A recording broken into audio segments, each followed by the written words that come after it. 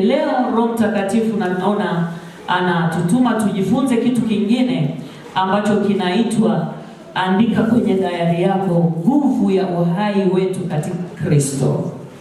Nguvu ya uhai wetu katika Kristo. Juveneli, naomba uwe na Biblia pia na microphone na tutasoma kwa haraka. Nguvu ya uhai wetu katika Kristo. Haleluya. Hebu kanisa sema nguvu ya uhai wetu katika Kristo. Sema nguvu ya uhai wetu katika Kristo. Kama kuna nguvu ya uhai katika Kristo, ujue kabisa iko nguvu inayokutaka uwe mfu katika Kristo. Na asubuhi ya leo natamani sana hatutaangalia nguvu inayokufanya uwe mfu katika Kristo. Natamani tuiangalie kwa makini na kuisikiliza kwa masikio yote. Nguvu inaweza kutufanya tukawa hai katika Kristo. Haleluya. Kama kuna uhai, maana yake kuna kufa katika Kristo. Na sitaki tuende sana hapo. Nataka tuende tukaone nguvu ya uhai wetu katika Kristo. Ninaposema nguvu, nina maana ya uwezo unaokuwezesha uwe hai katika Kristo. Haleluya. Lazima ujue, huwezi tu kuwa hai, niko hai katika Kristo. Lazima kuna nguvu, kuna uwezo, kuna power inayoforce uwe hai katika Kristo. Na wengine wanayo power inayowaforce wawe wafu lakini wako katika Kristo. Lakini asubuhi ya leo nataka nguvu inayotuforce tuwe hai katika Kristo. Bwana asifiwe. Uhai ni nini? Uhai ni kuwa na uzima. Kitu kilicho hai kinachipua, kinaongezeka, kinatanuka, kinabadilika muonekano. Hicho kitu kiko hai. Haleluya. Ndio maana ya uhai. Tunaposema hai, maana yake kina uzima, kinaendelea. Kitu kilicho hai kina uendelevu. Lakini pia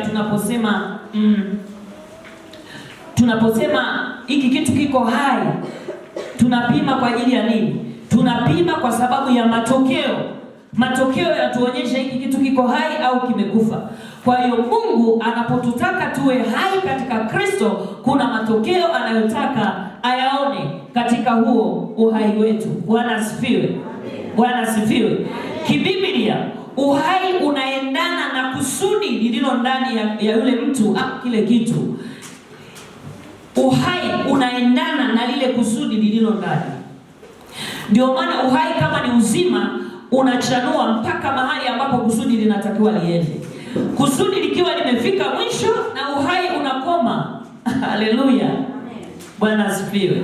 Uzima hapo unakoma kwa sababu lile lililokusudiwa limeisha.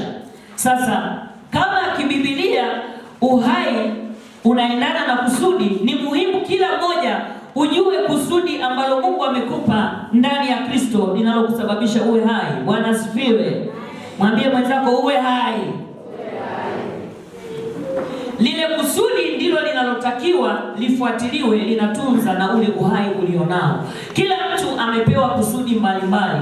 Na kila mtu ana kusudi. Sio nikisema kusudi na maana tu ile la kufanya kwenye kanisa. Kusudi la Mungu la kukupa uhai kama mwanadamu ni ili kujenga ufalme wake kila mmoja. Na ufalme wa Mungu unajengwa kwenye nyanja tofauti tofauti. Ufalme wa Mungu unajengwa kwenye maeneo tofauti tofauti, sio kwenye eneo moja. Bwana asifiwe. Haleluya. Haleluya. Kuwa mchungaji sio kusudi. Kusudi la uchungaji ni kuhakikisha watu wanapatana na Mungu na wanaenda mbinguni. Haleluya. Kwa hiyo ndio kusudi la mchungaji kuweka hapa, sio cheo cha uchungaji.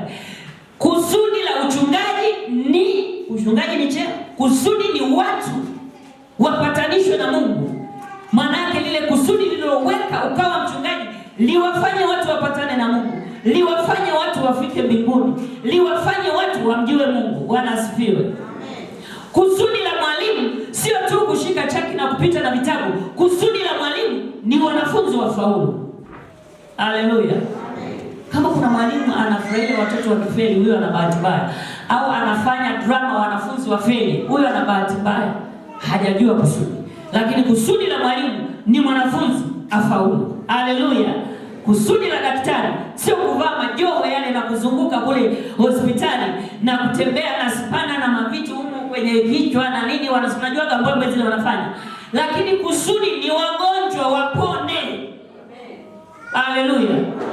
Waingie wagonjwa watoke wakiwa ndio kusudi la Mungu kumweka daktari. Bwana asifiwe. Haleluya. Haleluya. Na kusudi la polisi ni vile vile. Mtu aingie pale atunzwe awe salama mikononi mwake. Ni mwovu, amekutana na uovu, lakini awe salama ili apate kurekebishwa. Bwana asifiwe. Lakini pia ni kumrahisishia mtu apate uhitaji wake kwa haraka. Na kusudi, hata kama mtu wa benki mdhemedi, kwa kusudi lake sio kukalia kiti cha benki, kusudi watu kuwawezesha hawajui habari za transactions zinaendaje, ili asaidiwe kiharaka. Siku moja tulikuwa na shida hapa, tukasaidiwa kiharaka. Leo hamwezi kutumia njia hii, naweza kutumia kwa haraka kumwezesha mtu. Bwana asifiwe. Amen. Kwa ukijua lile kusudi, una umuhimu wa kuwa hai katika ulimwengu. Bwana asifiwe. Sasa leo nataka tuende zaidi, tujue hiyo nguvu sasa inayotupa sisi wa Kristo tuwe hai katika Kristo. Haleluya. Wangapi wanatamani kuwa hai katika Kristo? Mungu Roho Mtakatifu anisaidie na akusaidie ujue namna gani utakuwa hai katika Kristo, hautakuwa mfu. Twende kwenye neno la Bwana. Soma na mimi neno la Bwana kutoka katika kitabu cha Ezekiel sura ile ya 47 mstari wa kwanza hadi wa 12. Juvenel, fungua na utasoma Injili ya Yohana 7:38. Amen. Ezekiel sura 47 kuanzia mstari wa kwanza, Biblia inasema baadaye akaniletea tena mpaka lango la nyumba, na tazama, maji yalitoka chini ya kizingiti cha nyumba kwa njia ya mashariki, maana upande wa mbele wa nyumba ulielekea upande wa mashariki, nayo maji yakashuka toka chini ya upande wa kuume wa nyumba, upande wa kusini wa madhabahu. Ndipo akanileta nje kwa njia ya lango upande wa kaskazini, akanizungusha kwa njia ya nje mpaka lango la nje kwa njia yake iliyoelekea mashariki, na tazama, maji yalitoka upande wa kuume.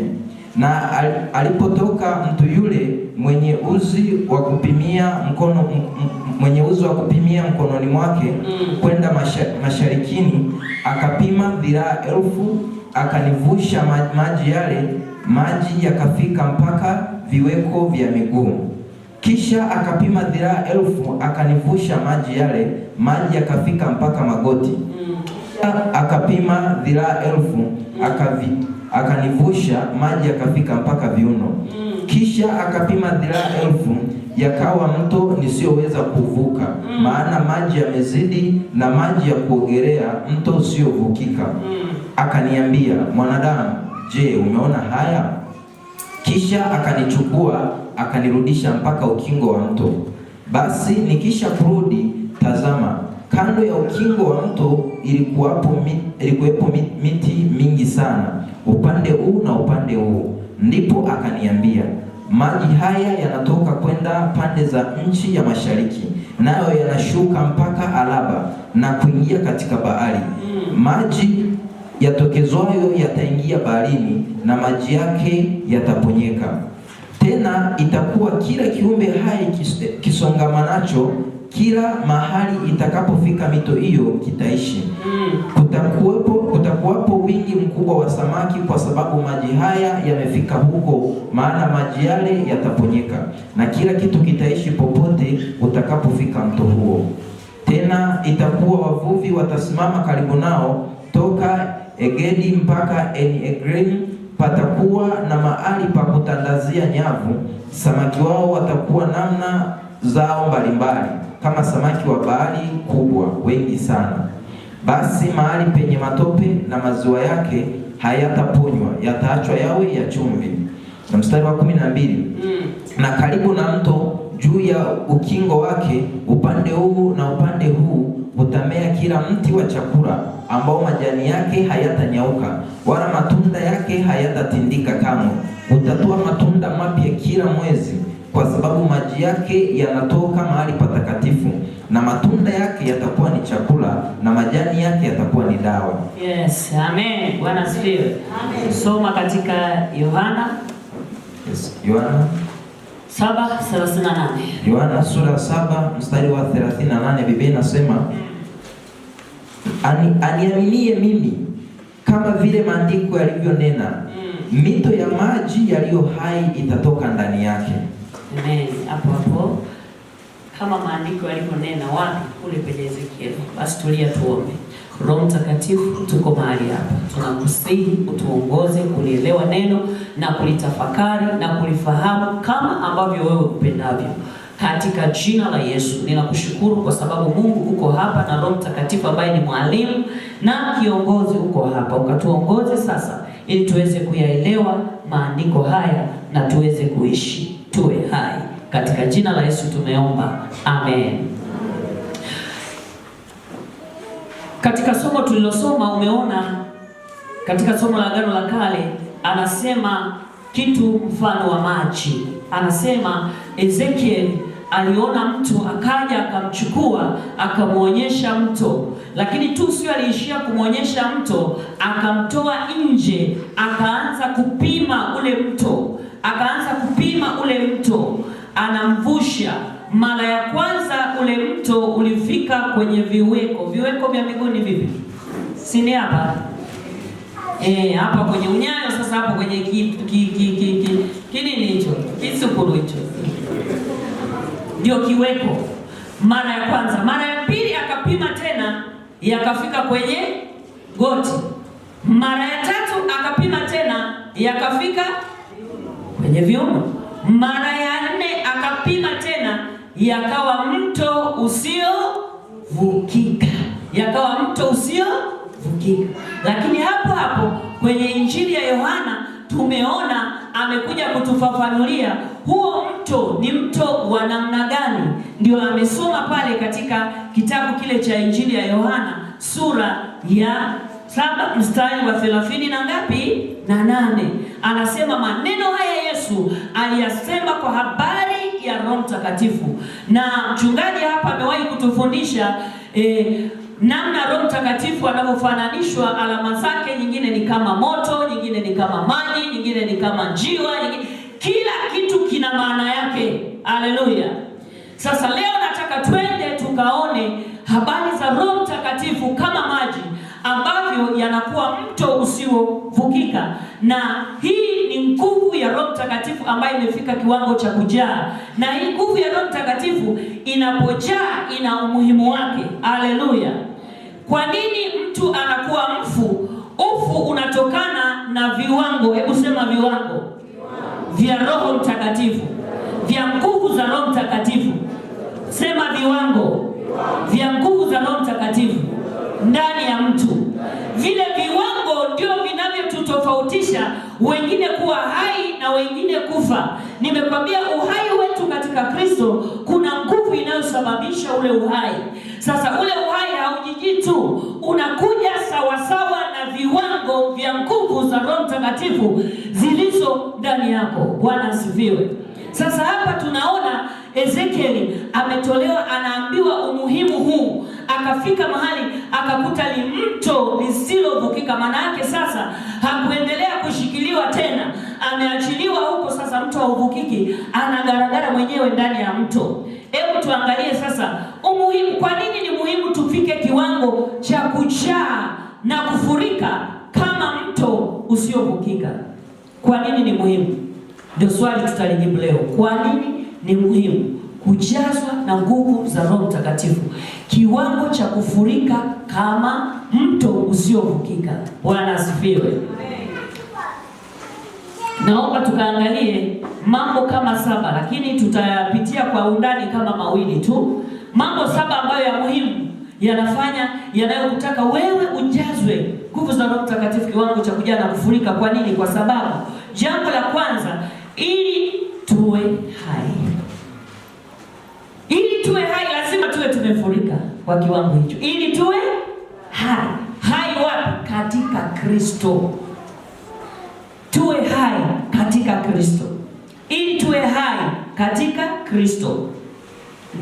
Ya outline kwa haraka, halafu ndipo nitarudi kwa moja moja. Jambo la kwanza, ili tuwe hai katika Kristo. Andika na mstari wake Yohana 14:16-19. Yohana 14:16-19.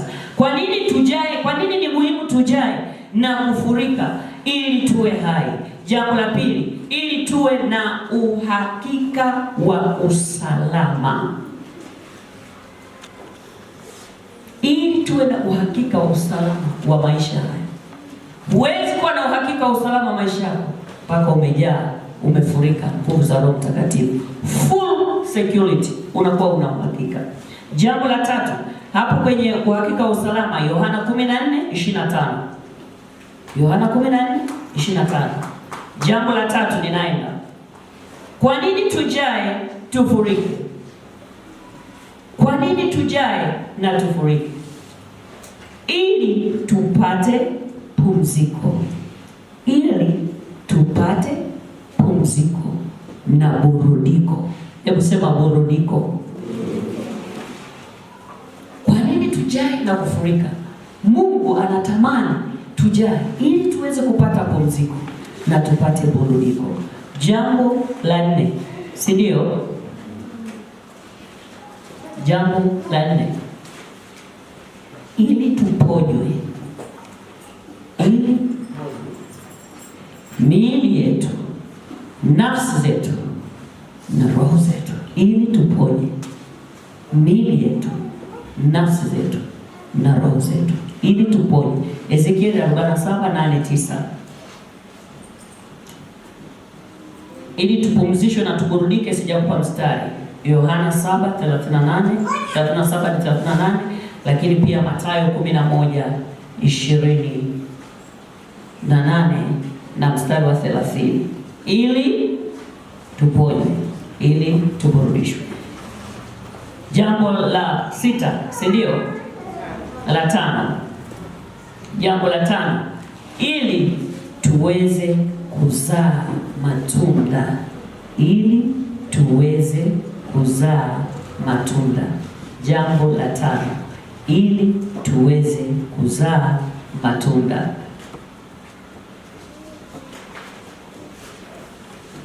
Jambo la 6, kuzaa matunda hapo ni Ezekiel 47:12. Ezekiel 47 mstari wa 12. Ezekiel 47 na mstari wa 12. Ezekiel 47 na mstari wa 12. Andika na Isaya 61:3. Isaya 61:3. Ili tuweze kuzaa. Lakini jambo lingine, ili tuweze kujibiwa maombi. Uhakika wa kujibiwa maombi. Roho Mtakatifu akiwa full ndani yako, unakuwa na uhakika wa kujibiwa maombi. Uhakika wa kujibiwa maombi yako. Tunasoma katika Injili ya Yohana 14:13 hadi 15. Injili ya Yohana 14:13 hadi 15, lakini pia waraka wa kwanza wa Yohana. Waraka wa kwanza wa Yohana sura ya 13 na mstari wa 15. Waraka wa kwanza wa Yohana sura ya 13 na mstari wa 15. Waraka wa kwanza wa Yohana sura ya 13, sura ya 5 na mstari wa 15. Sasa kwa sababu ya muda, ngoja nisiendelee, turudi pale. Jambo la kwanza nimekwambia, kwa nini tujazwe, ni kuna muhimu wa kujazwa na kufurika, ni ili tuwe hai katika Kristo. Ili tuwe hai katika Kristo. Kwa nini Mungu anataka tujae na tufurike? Ili tuwe hai katika Kristo. Soma sasa ule mstari Jovineli 16:14, Yohana 14:16 hadi 19. Amina, imeandikwa. Ndio. Mkiniomba lolote kwa jina langu nitalifanya. Mkinipenda mtazishika amri zangu. Nami nitamwomba Baba, naye atawapa msaidizi mwingine, ili akae nanyi hata milele. Ndiye Roho wa kweli, ambaye ulimwengu hauwezi kumpokea, kwa kuwa haumuoni wala haumtambui. Bali ninyi mnamtambua, maana anakaa kwenu, naye atakuwa ndani yenu. Sitawaacha ninyi yatima, naja kwenu.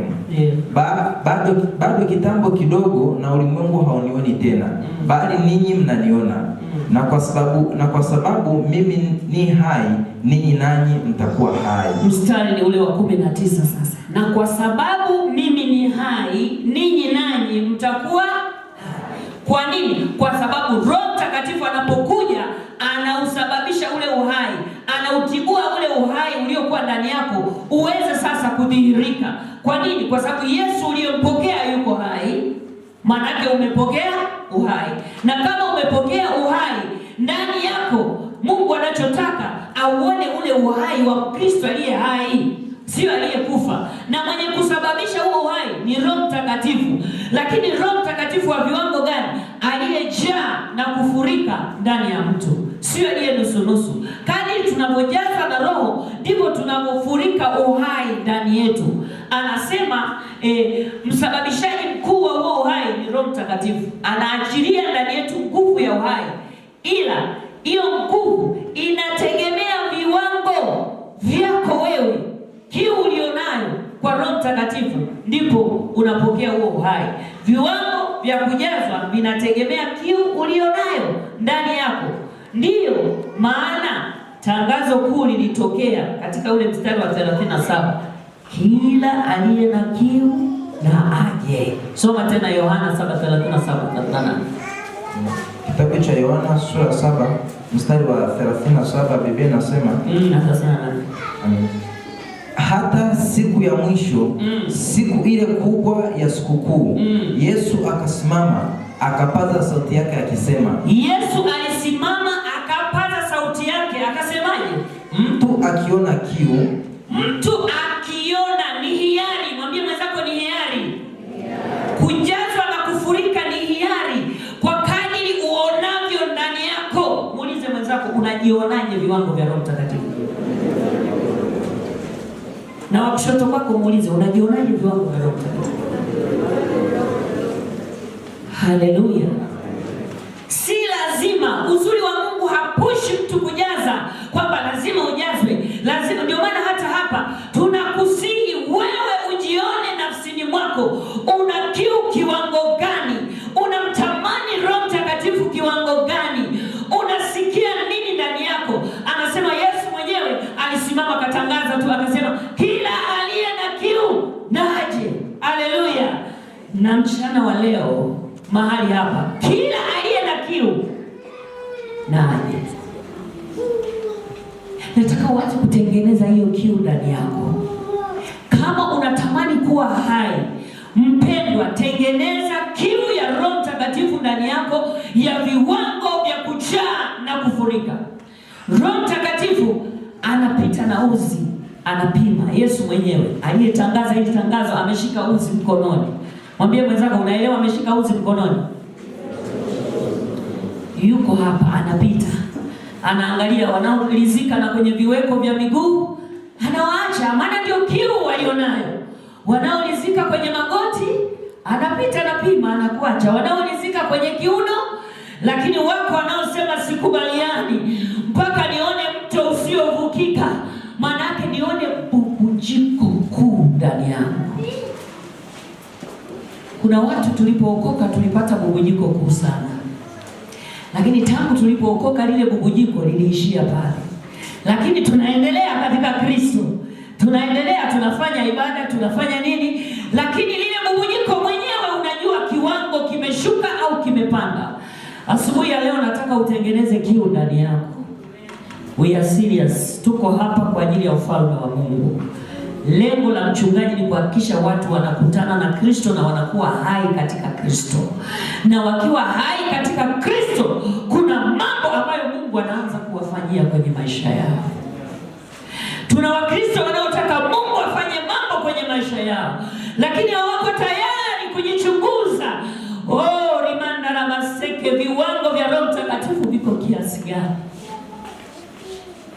Amelizika viwango vya Roho Mtakatifu viko kwenye viweko vya miguu. Manake anaweza kuingia na kutoka.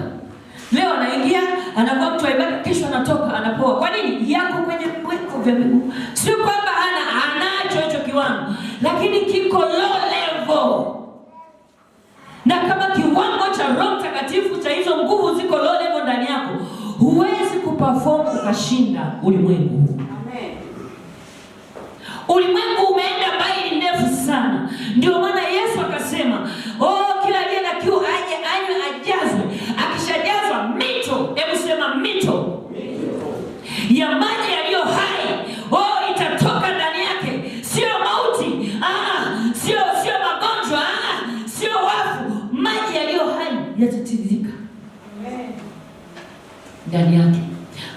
yake atakuwa uzima, atakuwa uzima.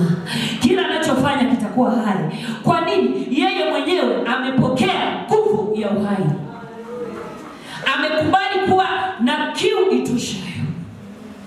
Kuna mtu ana kiu ya kunywa maji glasi, huwezi mlinganisha na kunywa chupa ya lita 1. Kuna mtu akichika chupa ya lita 1 anakunywa na maliza yote kwa mara moja, anamaliza. Huyu mtu alikuwa na kiu. Na aliyekunywa glasi anakunywa na imaliza, naye alikuwa na nini? Lakini kiu zimetofautiana. Tunapofika kwenye viwango vya kiroho, natamani kila mmoja uwe na kiu ambayo unataka ujazwe kiwango cha mito ya kufurika. Wangapi wanatamani kujazwa kiwango cha mto usiovukika? Nataka nikwambie ni kiu. Kadri unavyoitengeneza kiu ndani yako, Roho Mtakatifu anakusaidia. Hivi hapa ulipo anakusemesha.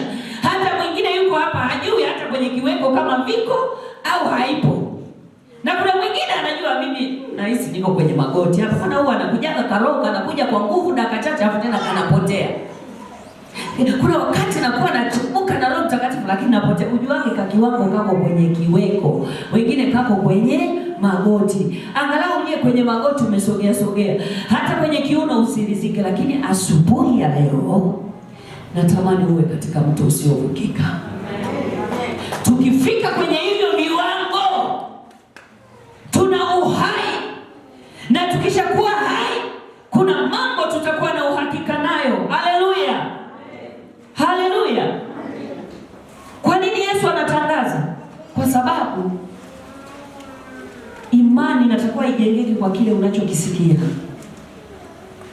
Ukisikia tangazo leo, kaa ndani, unakaa imani yako inajengeka kwamba nikitoka nitapata uharibifu. Lakini unaweza ukatoka na ukarudi salama. Ila imani imekujengea kwamba nikitoka kuna uharibifu. Tangazo limefanya nini? Tangazo la Roho Mtakatifu limetoka. Kila aliye na kiu na aje anywe ili awe hai. Na akinywa hayo maji, akituliza kiu, anasema ndani yake utakuwa kunatoka uhai. Natamani ndani yangu kutoke uhai. Nimechoka mimi, sitaki kutoa biashara mfu, sitaki kutoka watoto wafu, sitaki kutoa tabia mfu, natamani kutoa uhai. Hebu iwe kiu ya moyo wako asubuhi ya leo, kuwa hai. Mshike mkono mwenzako na kuombea uwe hai katika Kristo asubuhi ya leo, kwa nguvu za Roho Mtakatifu zitakazoingia ndani yako kwa njia ya kiu uliyo nayo. Jambo linalofuata ni ili tuwe na uhakika wa usalama. Nilikwambia ili. Kwa nini Mungu Roho Mtakatifu alimtuma huyu anataka kuhamasisha habari za watu wa Mungu kukaa wamejawa na Roho kupitia mto usiovukika, ili wawe na uhakika wa usalama, wawe na uhakika wa usalama wa maisha yao, wawe na uhakika wa usalama wa kazi zao, wawe na uhakika wa usalama wa watoto wao, wawe na uhakika wa kila kitu. Ili uwe na uhakika wa hivyo vitu, nataka nikwambie lazima ujawe Roho Mtakatifu. Bila kujaza Roho Mtakatifu kiwango cha kufurika, utakuwa na mashaka na wasiwasi kila wakati. Hauna uhakika na usalama, hauna uhakika. Unaweza kuwa na uhakika, uwezo wa kushinda hofu, uwezo wa usalama unakutengenezea nguvu ndani yako inayotegemea uwezo wa Mungu, wala sio akili zako. Katika kitabu tulichosoma ili tuweze kuwa na uhakika wa usalama, Injili ya Yohana sura ya 14 mstari wa 27. Hebu soma Juvenile pale. Amina. Mstari wa 27 Biblia inasema, ndio, amani na waachieni. Amani na waachieni. Amani yangu na wapa. Amani yangu, yani amani ya Yesu anaiachilia kwetu. Niwapavyo mimi, si kama ulimwengu utoavyo. Si kama ulimwengu utoavyo. Msifadhaike mioyoni mwenu. Msifadhaike mioyoni mwenu. Wala msiwe na woga. Wala msiwe na woga. Amen. Anaposema amani niwapayo mimi, si sawa na ile ya ulimwengu. Iko amani ya ulimwengu, ndugu zangu. Amani za ulimwengu watu wanazitafuta nyingi. Watu waongo wanasema muwe na amani, mtafute amani, lakini kwa kweli ndani hamna amani hiyo wanayosema. Lakini amani hii anasema niwapayo mimi, si kama ile ya ulimwengu unavyotoa. Nikisema mimi uwe na amani, uhakikishe unakuwa na amani. Nikisema uko salama, uwe na uhakika uko Usiwe na shaka, anasema musiwe na woga, kwa sababu amani ni wapayo mimi si sawa na ulimwengu unavyotoa. Si sawa na ulimwengu. Kwa hiyo kumbe na ulimwengu unatoa amani. Kuna watu wanatafuta amani za ulimwengu. Nikwambie amani za ulimwengu ni zipi? Hello? Nikwambie watu wanaotafuta amani za ulimwengu. Wengine wanafikiri kutafuta amani ya ulimwengu ni kupata mume mzuri. Akipata mume mzuri kweli anaenda naye mwaka wa kwanza, mwaka wa pili amemgeuka.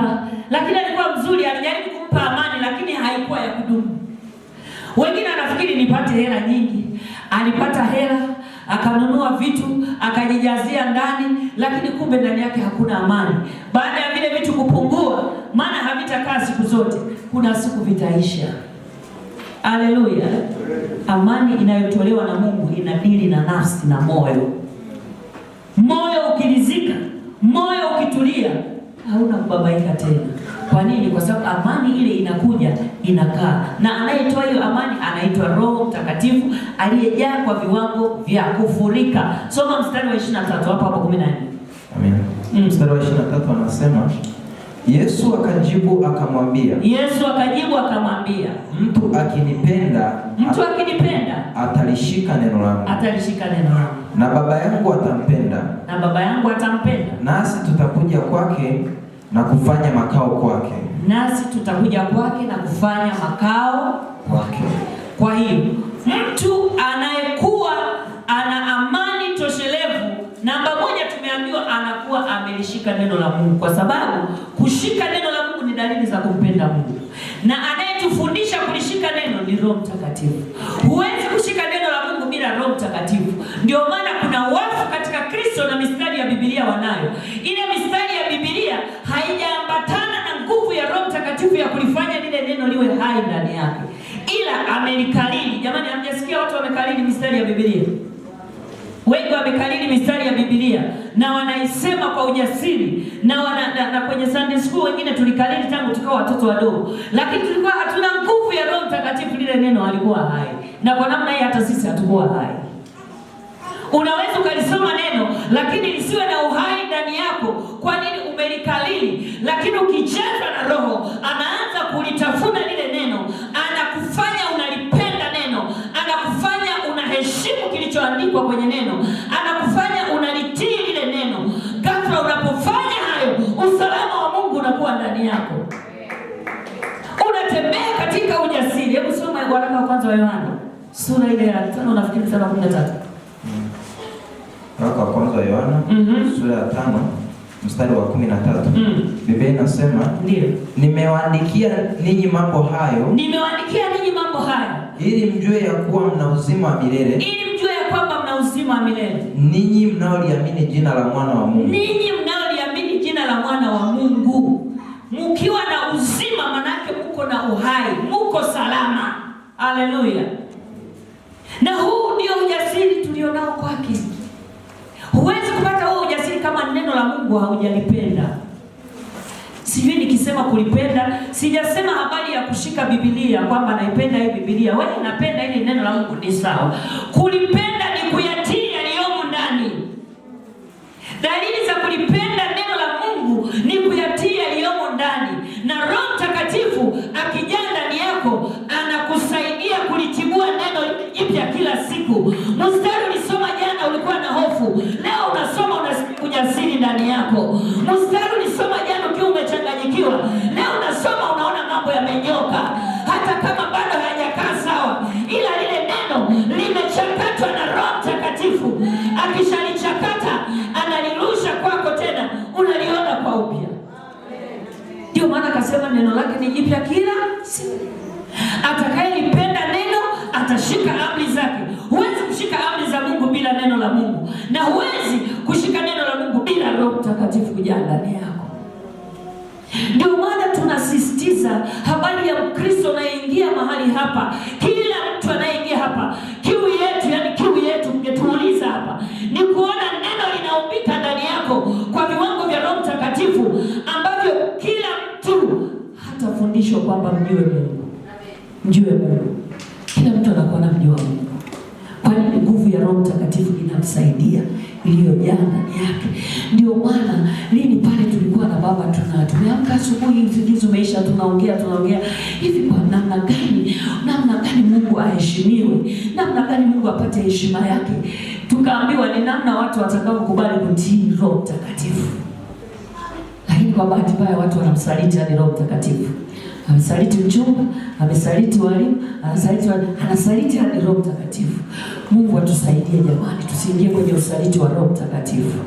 Tujawe, akishajaa atatuelekeza, hii ni usaliti, usifanye hivyo mwanangu. Bwana asifiwe. Haleluya. Haleluya. Hebu sema kuwa na uhakika na usalama wa maisha. Unakuwa na uwezo huu wa uhakika na usalama kwa sababu kiwango cha nguvu ya Roho Mtakatifu kimejaa ndani yako.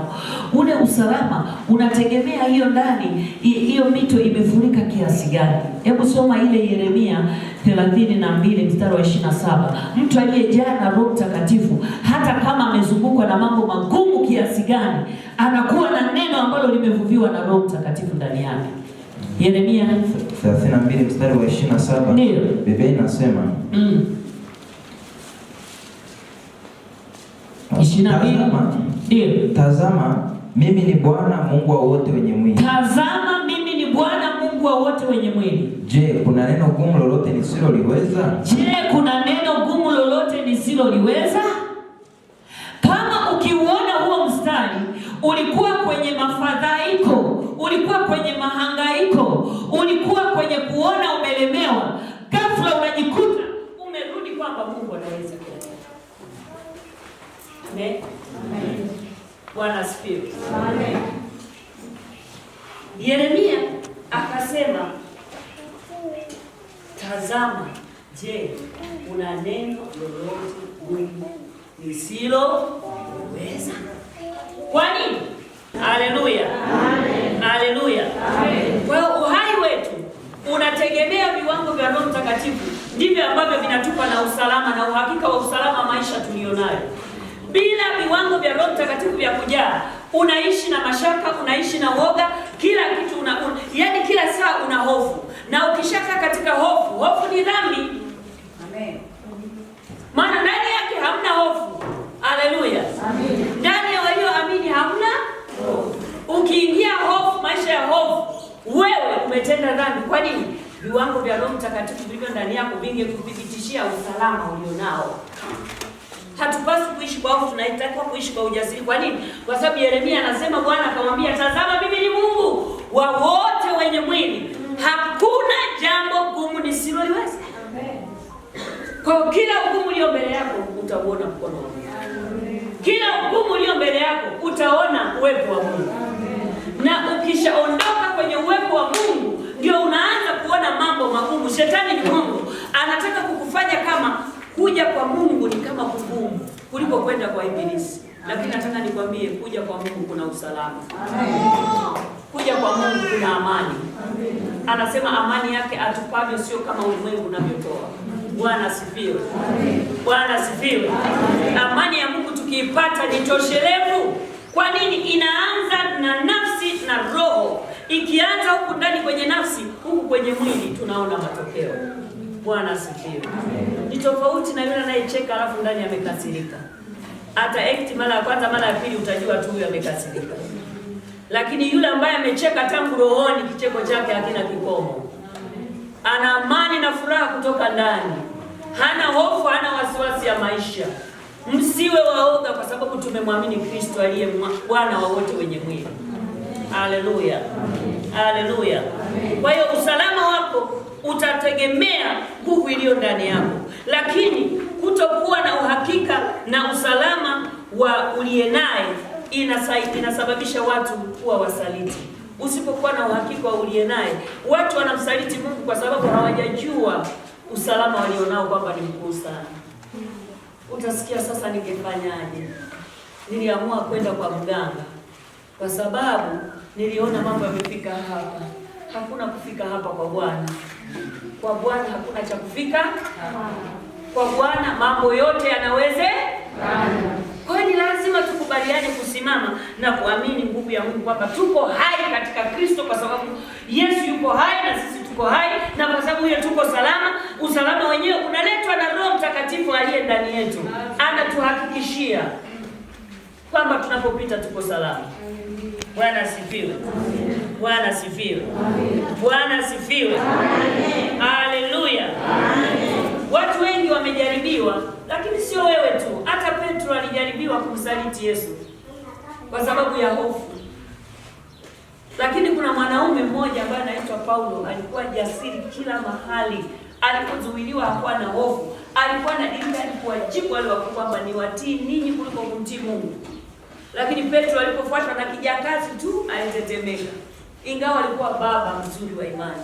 Kwa hiyo yawezekana tumejaribiwa, ila nimekuja asubuhi ya leo kukuambia, omba ujazo wa Roho Mtakatifu na kufurika ili uwe hai, ili uwe salama, usije ukajaribiwa na kitu chochote ukarudi nyuma na kumsaliti mwana wa Adamu. Amen. Haleluya. Amen. Haleluya. Amen. Najua shetani yuko kazini kujaribu kuharibu imani yako kwa Bwana. Lakini asubuhi ya leo natamani kukujengea uwezo huu. Omba kujazwa nguvu na kufurika. Kadri utakapojazwa nguvu na kufurika, nataka nikwambie kila kitu utaona kinawezekana. Hautatikiswa, hautayumbishwa, hautahofishwa. Lakini tuna hofu, hatuna usalama kwa sababu nguvu za Roho Mtakatifu ziko kwenye viweko. Nguvu za Roho Mtakatifu, wengine tumesogea mwisho magotini, wengine tumesogea kidogo. Natamani asubuhi ya leo kila mmoja ujazwe kiwango cha mto usiovukika. Amen. Ndipo ambapo tutaimba wimbo mmoja unaofanana. Tukisema Mungu anaweza, kila mmoja atasema haleluya anaweza. Mwingine anapopitia jaribu, mwingine atainuka atasema ndugu unavuka, Mungu bado yupo. Kwa nini? Roho Mtakatifu anamrudisha maji yaliyo hai kutoka kwake. Ukishaona Wakristo wawili wamekutana, yani wote wameokoka, hapo tunasema yani tumekwisha, ama sivyo maisha yanaendaje, ujue hao kiwango cha Roho Mtakatifu. Usisumbuke na kitu kingine, jua ni kiwango cha nini. Sisi ni watu wa kuhakikisha tunatia mtu moyo kuendelea, wala sio kurudi nyuma, kwa sababu tuna uhakika na tuliloliamini. Bwana asifiwe. Hatuwezi kugeuka na kumsaliti mwana wa Adamu.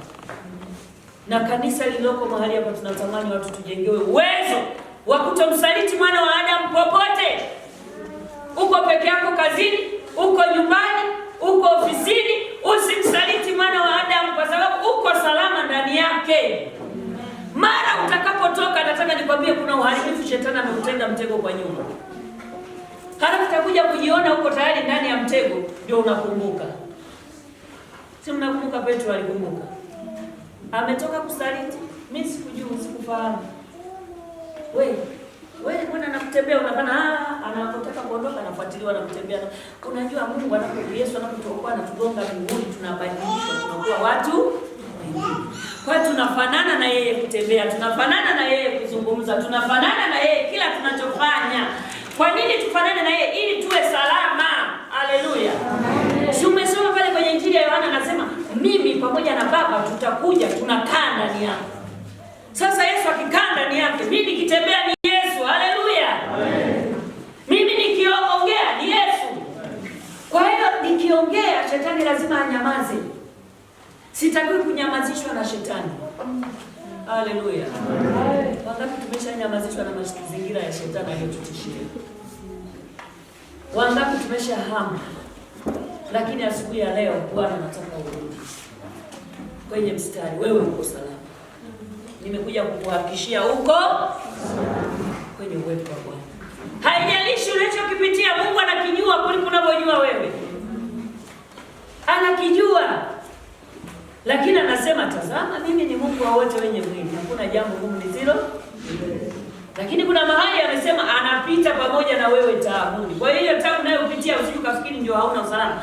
Una taabu hiyo, lakini nataka nikwambie bado uko salama mikononi mwa Bwana. Endelea kuangalia mbele. Kwa sababu Mungu aliyekuokoa anahitaji tu uamshe nguvu ya Roho Mtakatifu iliyo ndani yako iweze kujaa, ikusaidie kuamini uwezo wa Mungu katika hilo pito. Kuamini nguvu za Mungu katika hilo jaribu. Kuamini uwezo wa nguvu za Mungu katika huo mtego ambao shetani amekutegea. Haleluya. Bwana sifiwe. Hata kama wako walioshindwa, lakini tunaona kabisa wako walioshinda, ambao walishinda wakihakikishiwa usalama wa maisha yao na mbingu, kwamba haijalishi itakuwaje, lakini tunachojua Mungu ametuhakikishia usalama hapa tulipo. Haleluya. Sisi tunasoma zile habari za vijana watatu katika kitabu cha Danieli sura ya 3. Haleluya. Ni moja ya vijana ambao walikuwa na uhakika na usalama walionao. Unajua, ukiwa na uhakika na nguvu inayokusababisha uwe hai, huwezi kutetemeka. Nimekwambia sisi nguvu inayotusababisha ni ya Roho Mtakatifu. Uhitaji kwenda wapi wala wapi. Ni kuhakikisha kuchochea, kuhakikisha nguvu ya Roho Mtakatifu inafurika ndani yako. Nguvu ya Roho Mtakatifu ikifurika ndani yako, inakuhakikisha usalama popote. Wale vijana ni wa Agano la Kale, lakini kulikuwa na Roho Mtakatifu pia katika Agano la Kale, kwa sababu ni nafsi ya Mungu iliyo hai. Haleluya. Mungu Baba, Mungu Mwana, Mungu Roho Mtakatifu, tangu kuumbwa ulimwengu walikuwepo. Kwa hiyo niambie, walikuwa na Roho Mtakatifu, mbona ni Agano la Kale? Roho Mtakatifu alishuka siku ya Pentecost. Umeshindwa kuelewa. Roho Mtakatifu katika Agano la Kale alioperate kwa viwango vikubwa pia ndani ya watu. Aliwasaidia kuwaongoza. Haleluya. Bwana asifiwe. Wale vijana kama sio nguvu ya Roho Mtakatifu ilikuwa imefurika ndani yao, wangekwepa kabisa. Hatuna muda wa kusoma, ni katika Danieli 3:17 hadi 28. Danieli 3:17 hadi 28. Ukisoma pale unaenda kuona hizi habari. Vijana wametishiwa. Hebu sema wametishiwa. Sio tishio la jirani, mwenyekiti wa kitongoji. Ni tishio la kiongozi wa nchi. Wametishiwa kwamba tumewaandikia hii amri.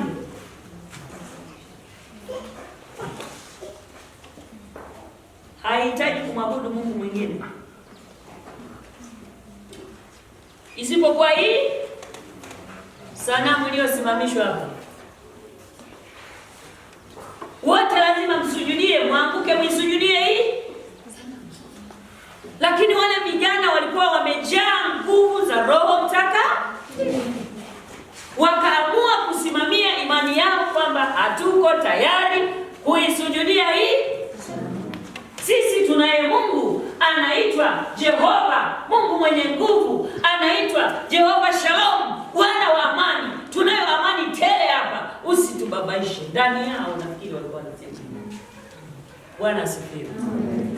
Wakiwa wamebeba huo mzigo wa imani thabiti ndani yao, wakiwa na uhakika wa usalama kwamba tunajua Mungu wetu atatuokoa na hilo tanuri lako la moto.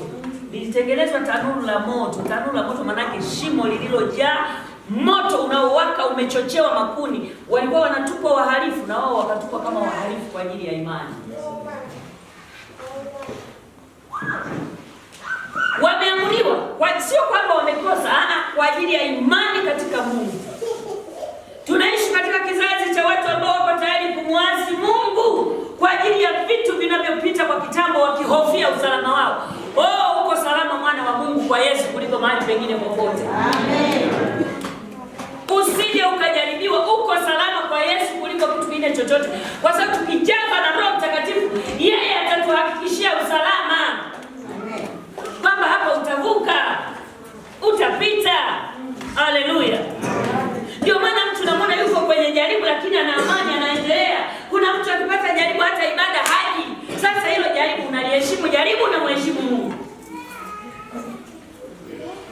Yaani umepata jaribu, nasema mzee napita kwenye jaribu hata ibadani siji. Au umeamua kuliabudu? Tuseme umeamua kuliabudu kuliko kumwabudu. Na Yesu atusaidie. Ametuokoa kwa makusudi. Ametupa uwezo wa Roho Mtakatifu jana ndani yetu, akatoa tangazo lile yeye mwenyewe. Tumesoma hapa akasema mtu aliye na kiu aje anywe maji yajayo. Akifurika mtu huyo, maji haya yatamsaidia kumhakikishia usalama kila mahali anapopita. Hata kama ukatishiwa, utakuwa salama. Wale vijana walitetea, wakaamua kusimama msimamo wa imani. Wakasema hatuko tayari. Na alipowaita kuwatishia, akasema, "Hivi mnajua leo mtatukizwa?" Akasema, "Ndio." Unajua kuna wakati unakuwa una uhakika na usalama kabla hujaingizwa. Ukianza kuingizwa unaweza badilishwa msimamo ukiuna ingia. Lakini wale unaona mpaka wananyanyuliwa, mpaka wanaingizwa, mpaka wanarushwa, bado wamekaa na msimamo ule ule. Haleluya. Ndio maana sio kwamba tukiokoka hatupiti majaribu, tukiokoka hatutakutana na magumu, tutakutana nayo, lakini tutashinda kwa sababu tuna uhakika na usalama.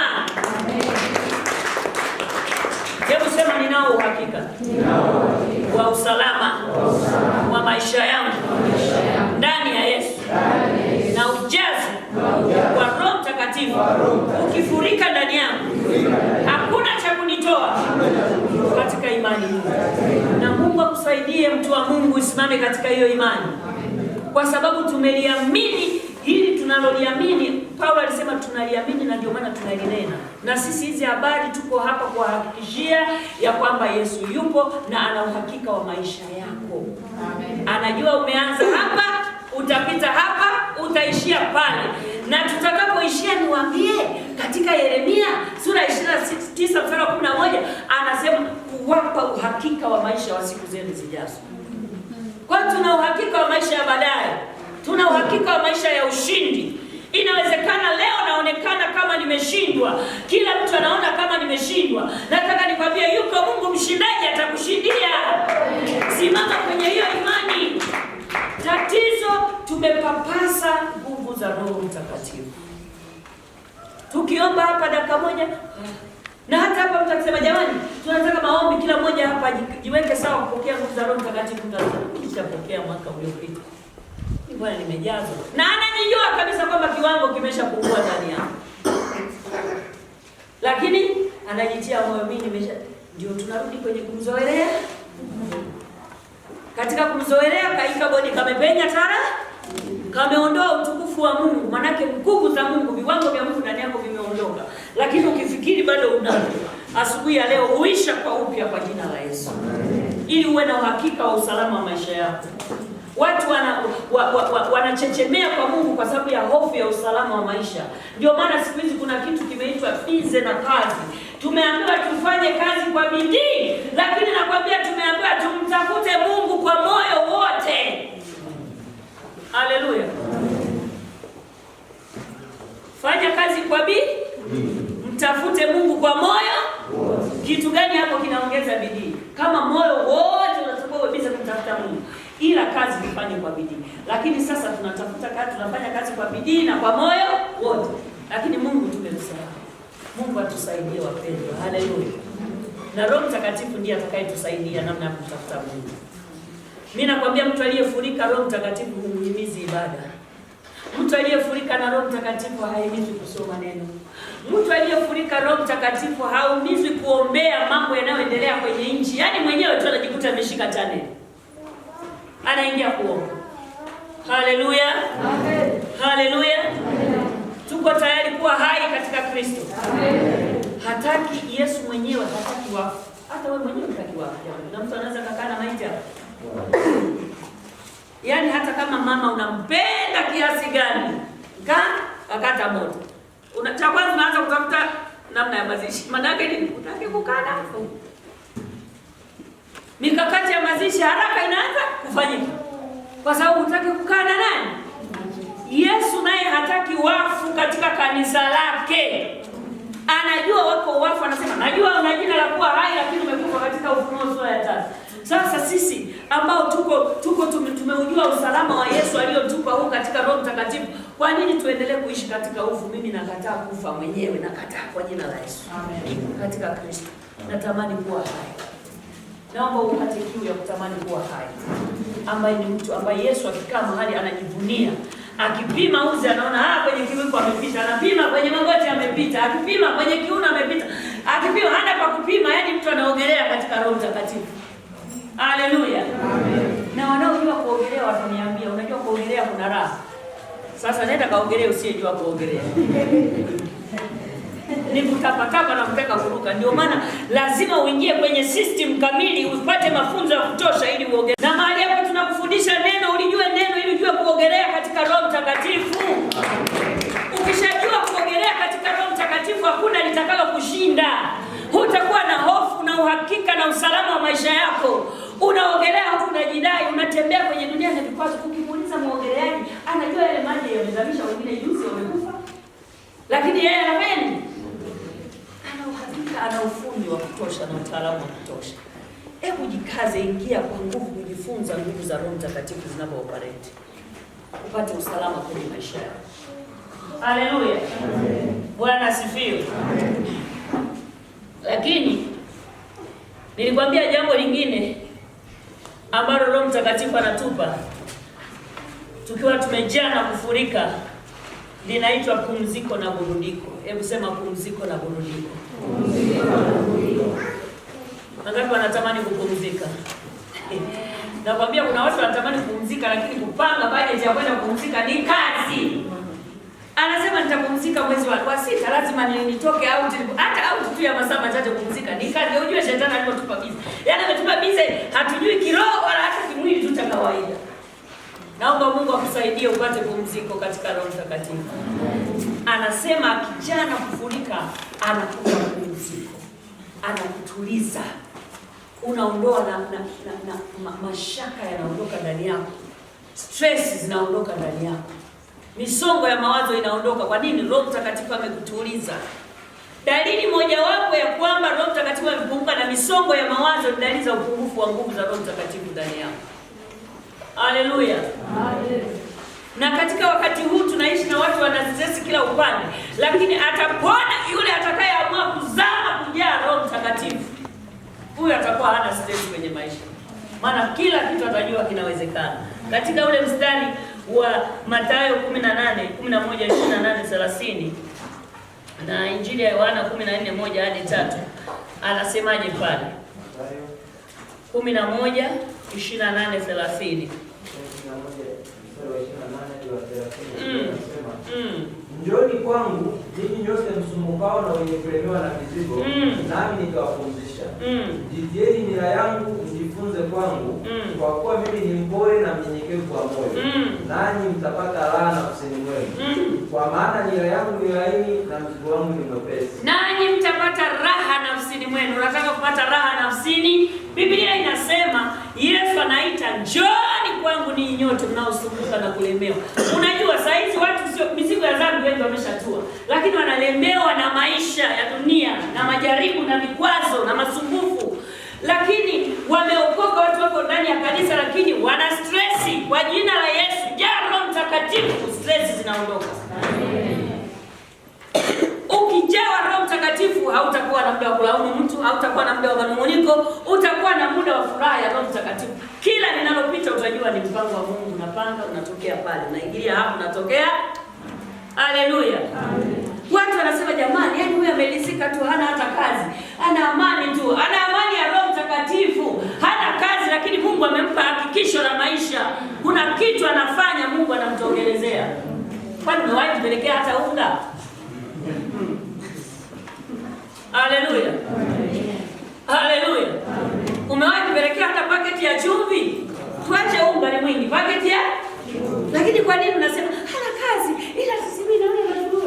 Usidini na mambo ya dini na mambo yako. Haleluya. Amen. Huwezi kujua leo hana ajira, lakini Mungu amempangia mpango gani wa maisha. Aliyekwambia watoto wanaoishi wameajiriwa ndani. Njia za Mungu hazichunguziki, ni nyingi. Naona wamelizika tu, yani si kwa nini naona wameli. Usidini na mambo ya dini na mambo ya kwako. Shughulika kujazwa na Roho ili Mungu akuwezeshe. Amen. Haleluya. Unaweza ukawa una kazi lakini una stress kwenye moyo. Unaweza ukawa una kazi lakini Mungu amekupa amani, kesho anakwambia kauze vitumbua, unauza vitumbua unapata hela, unagawaje unaenda kanisani kikao unaimba, anasema naona yuko busy kanisani. Ni kweli hapa kanisani tunatakiwa pawe na utaratibu, unakuja kwa kazi maalum. Haleluya. Sio kila wakati unakuja hapa wewe sio chemasi. Hapo unakuja kwa ratiba tunafanya kazi. Roho Mtakatifu akikujaza anakupa furaha, anakupa amani, lakini anakupa na ratiba ya mpangilio wa kazi. Lakini usipojaa Roho Mtakatifu utaenda mambo kinyume. Kwa hiyo Roho Mtakatifu anatupa kupumzika. Haleluya. Unakuwa huna stresi, huna misongo ya mawazo. Asubuhi ya leo una msongo wa mawazo, umekuja hapa una msongo hata hapa ulipo. Nataka nikwambie, omba ujazo wa Roho Mtakatifu. Kadri utakapojazwa na Roho utarudi unacheka, hauna msongo tena. Yaani huna 100 nyumbani lakini unaona kicheko cha Roho Mtakatifu. na kesho asubuhi atakupa namna ya kutafuta hela upate maisha yaendelee. Amen. Haleluya. Kila kitu kinaanza na Roho Mtakatifu. Tukimpoteza Roho Mtakatifu tumepata mafanikio. Ndio maana akasema njooni kwangu. Sio kwamba njooni anajua mbona waliookoka sasa tunasema hili neno la waliookoka. Tangazo la kuja hapa nalo liita, leta hiyo mizigo inayokupa stress sasa. Haleluya. Anajua umeokoka na unampenda, lakini kuna kitu umepungukiwa, ujazo. Hebu sema ujazo. Wa Roho Mtakatifu. Kiwango cha mto usiovukika. Tusipojaa kiwango cha mto usiovukika, anakuambia tutakuwa na stress na kanisani kule. Na mataifa watatushangaa. Watasema sasa mbona wanasema umeokoka? Ukimwona mtu mwenyewe ni kama amechanganyikiwa. Hakuna kuchanganyikiwa katika jina la Yesu. Kwa sababu Roho Mtakatifu yupo kututuliza tupate pumziko. Yupo kutuburudisha. Nafikiri anataka kila siku tuliage. Kuna wakati anataka tucheke tufurahi. Haleluya. Kuna wakati anataka tufurahi tuburudike. Kwenye familia zetu. Kwenye kazi yako. Bwana asifiwe. Haleluya. Wangapi wanatamani pumziko? Wangapi wanatamani burudiko la Roho Mtakatifu? Ni kujaa na kufurika. Haleluya. Na wiki hii tuna maombi, tutakuwa na maombi ya siku 21. Wengine wameanza kupata stress mapema. Yaani hata kuingia kwenye maombi anasikia stress. Sasa nitafanyaje? Vile vitumbua asubuhi.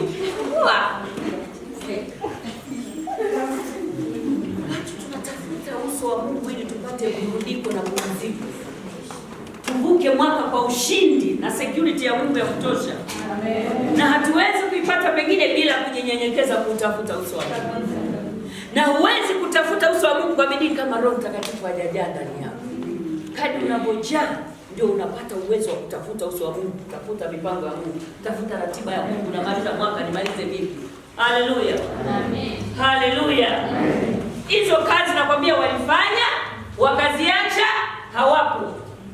Lakini kutafuta uso wa Mungu ni kitu muhimu sana. Tutakuwa na mambo ya siku ya 21 kutafuta uso wa Mungu.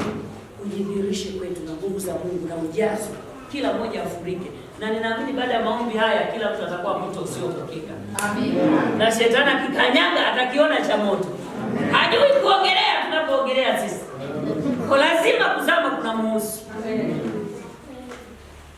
Shetani afuatilia nyayo zangu, mimi nimeokoka na yeye anafuatilia nyayo zangu, napokanyaga na yeye anakanyaga.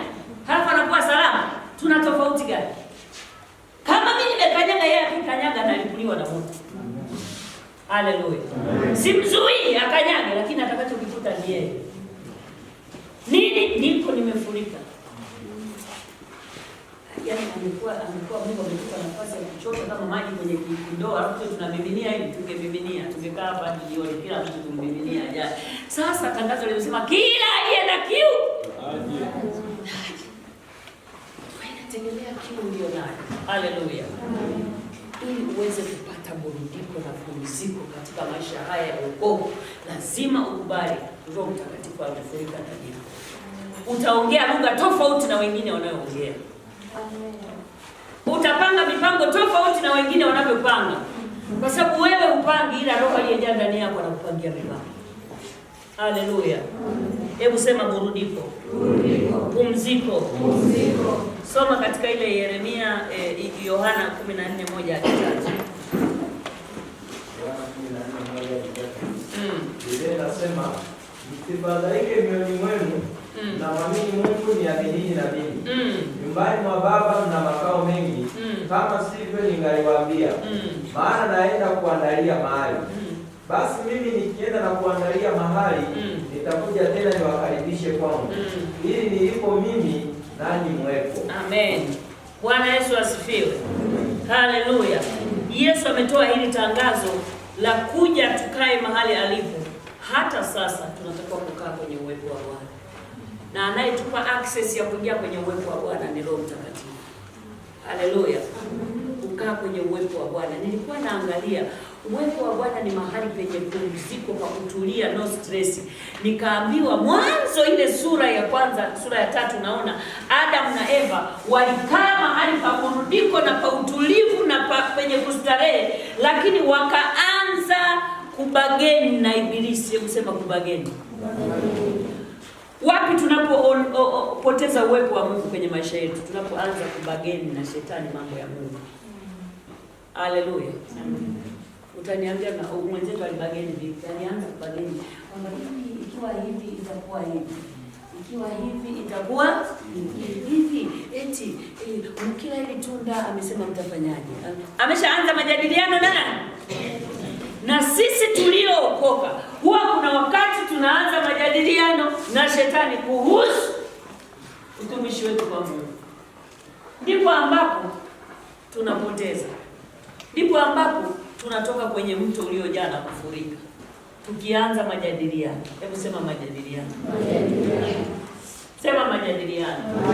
Unajua majadiliano yanakuwaje? Hivi. Natakuwa niende ibadani. Lakini jirani hapo ana mgonjwa, amesema tukamwone mgonjwa.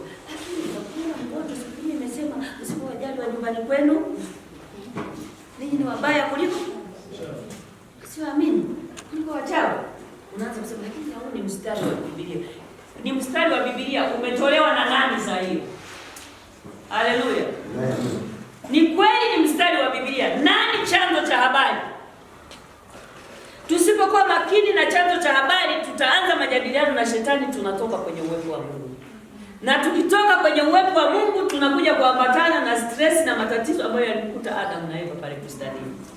Akafukuzwa, akatolewa. Na sisi tunapokuwa na majadiliano na Ibilisi, anatuingiza kwenye kutolewa mahali patakatifu ambapo Bwana ametuweka, kwenye uwepo wa Bwana. Kama kuna kitu unatakiwa utamani ili uburudike sawa sawa, kaa kwenye uwepo wa Bwana. Hakikisha uko kwenye uwepo wa Bwana kila mahali, kila saa. Ndio uhai ambao Yesu anataka uone ndani yako, kuwa katika uwepo wa. Unapoondoka kwenye uwepo wa Bwana ni kama mfu. Unapokuwa kwenye uwepo wa Bwana wewe uko hai. Haleluya.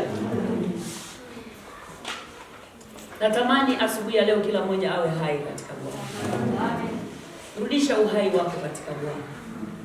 Ni kweli tuko busy wakati mwingine na kazi, lakini ni kuombe kwenye haya maombi, Mungu Roho Mtakatifu akusaidie.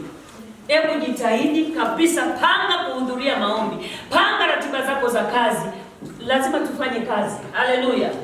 Panga ratiba zako za kazi vizuri, lakini hakikisha umefika kwenye kutafuta uso wa Bwana ili upate kujaa kama mto usiovukika. Na ukishajaa kama mto usiovukika, nataka nikwambie utapata ulinzi, utakuwa hai, utakuwa salama, utaponyeka kila mahali na utazaa. Bwana asifiwe.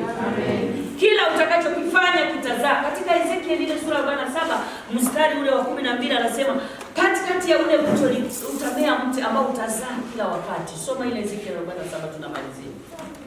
Ezekiel 47 anasema na karibu na mto juu ya ukingo wake, juu ya ukingo wa huo mto, upande huu na upande huu utamea kila mti wa chakula, ambao majani yake hayatanyauka wala matunda yake hayatatindika kamwe. Utatoa matunda mapya kila mwezi, kwa sababu majani yake yanatoka mahali patakatifu, na matunda yake yatakuwa ni chakula, na majani yake yatakuwa ni dawa. Huu mti jamani, ukisimama kila kitu kinaleta uhai, na huyo mtu ni wewe. Haleluya. Na huyo mtu ni wewe. Unayotakiwa uchipue kwenye hilo mto, kwenye ukingo huku na huku, na hilo jito ni Roho Mtakatifu. Anasema ukishachipua kila kitu ndani yako kitazaa, na kitazaa kila mwezi. Haleluya. Kila mwezi utazaa. Vitu ukizaa vinakaa. Kwa nini? Kwa sababu chanzo chake kinatoka patakatifu. Haleluya. Na nani anayetufundisha patakatifu? Ni Roho Mtakatifu. Nani anayetuleta patakatifu? Ni Roho. Wengi tunatamani kuzaa, wengi tunatamani kuchipua, wengi tunatamani baraka. Hivyo vyote viko ndani ya huo mti. Ndio huo mti, kuna majani, kuna nini. Hatuna muda wa kutosha kutafsiri kimoja baada ya kingine. Hayo majani ni nini? Hayo matunda ni nini? Yaani wewe tu ni mtu uliopandwa katikati ya bubujiko la Roho Mtakatifu, lazima utoe uhai kila mahali. Hakuna hofu utakaotokea. Hakuna vitu mauti vilivyokufa ambavyo vitakuwa ndani yako. Mungu akusaidie na Mungu anisaidie asubuhi ya leo usimame katika hilo jito ambalo halivukiki. Ndani ya hilo jito upate kuchipua. Upate kuchipua na utoe matunda kila mwezi. Bwana asifiwe. Utoe matunda kila mwezi. Unataka mapato kiasi gani kwenye mwezi huu unaofuata?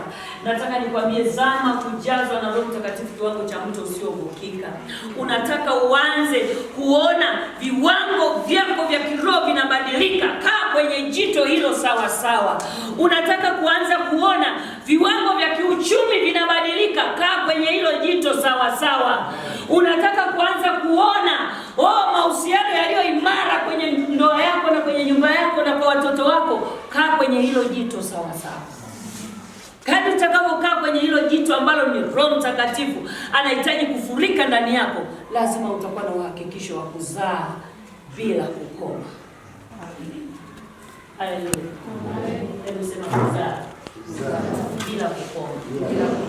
Kuzaa bila kukoma. Lakini inategemea viwango vya ujazo wa Roho Mtakatifu. Yuko Bwana anapita anachunguza na uzi wake anapima. Anasema, soma katika ule mstari wa 5. Mstari wa 5 unasema, kisha akapima dhiraa 1000. Akapima dhiraa 1000. Yakawa mto nisioweza kuvuka. Maana maji yamezidi. Maji ya kuogelea. Mto usiovukika. Natamani ujae mto usiovukika.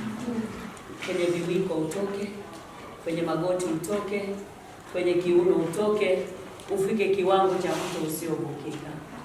Na hii tangazo Yesu amesema, njooni kwangu kila aliye na kiu, anywe, na akisha kunywa mito ya maji yaliyo hai itatoka ndani yake. Wewe unakunywa mara moja, lakini ndani yako kisha kunywa unasababisha mito ya kutoka ambayo itaenda kuathiri na wengine huko na huko kutoka ndani yako. Haleluya. Unataka jamii unayoishi iathiriwe na Roho Mtakatifu aliyo ndani yako, jaa furika. Bila hivyo jamii haitaathiriwa, itajifunza kitu kingine. Na tunatamani kila anayetoka mahali hapa, maana anatoka patakatifu pa Bwana, unapoenda huko umejaa mto umefurika, ukasababisha kuathiri maisha ya watu wengine wasikie kubadilika kupitia wewe. Ndio maana ametanguliza kukuwekea wewe kwanza vya kwako. Ukisha jana kufurika, nimekwambia cha kwanza atakufungamanisha wewe mwenyewe, utakuwa hai pamoja na yeye. Cha pili atakuhakikishia usalama. Huwezi kutoa usalama kwa wengine na wewe mwenyewe sio salama. Haleluya. Lazima tangulia kuhakikisha usalama wako, ndipo usababishe na usalama wa wengine. Lazima akuponye ili uwaponye na wengine. Haleluya. Haleluya. Haleluya. Lazima akuburudishe ili uburudishe na wengine. Huwezi kuburudisha wengine mwenyewe uko na machungu na huzuni moyoni. Kwa lazima kuponye wewe kwanza, kuburudishe wewe, uwaburudishe na wengine. Unaweza kusimama kwa miguu yako hapo ulipo.